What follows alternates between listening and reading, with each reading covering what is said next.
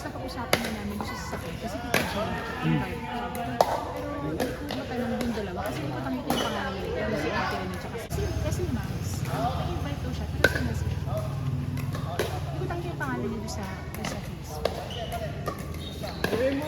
Nice one.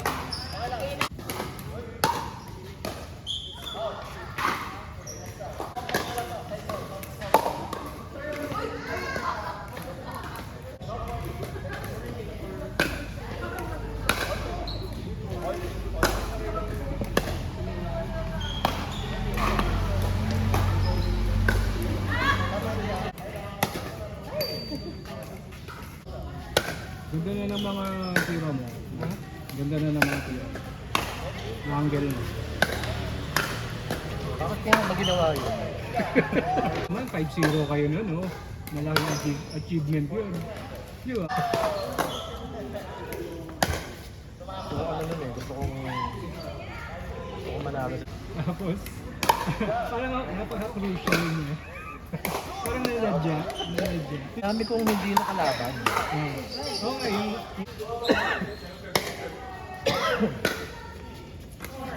Dalawa sana kami ng 5 victorious na eh.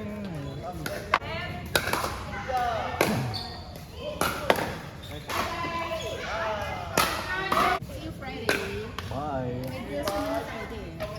Tatanong ako sa kanya ng rankings. Parang yung sa bracket namin, Public yun. ayun sa public. So sinisilip ko kay Victor. Hmm. Layo nung agad ko sa second. Parang anong gusto ko mangyari nun? Parang 10 score namin. Magaling yung bata eh. Yun hindi ko makontrol. Kasi mapahalo talaga. Ang naibigay Sorry. hindi. Hindi namin nakikita. Kahit na picture namin, hindi namin nakikita. Pangalan mo.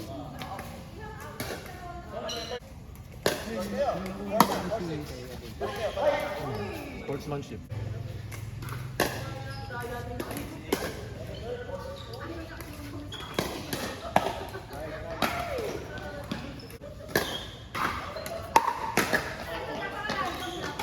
Hindi ko nakita naglaro siya. Sisigarin.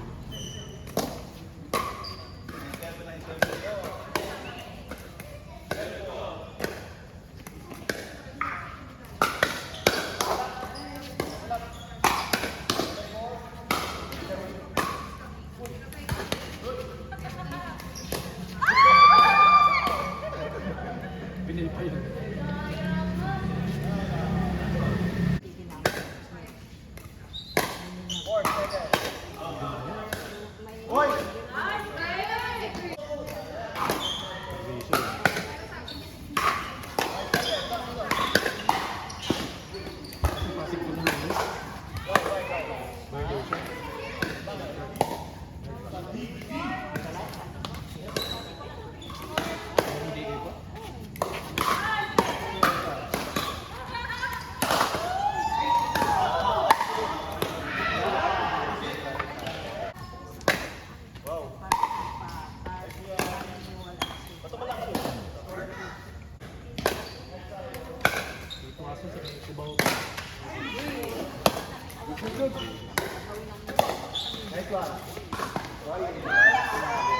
Pero plate number na yun, pati korte.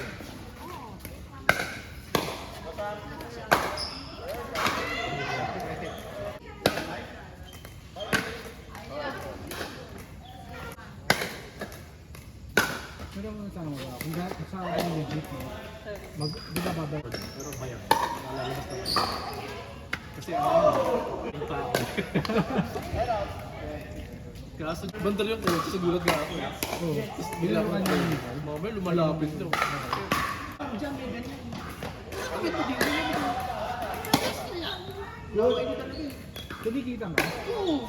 Medyo ko tapos tumakbo. Nagpit na lang. Ano agad? Ano talaga? Wala na panay. Kanina eh.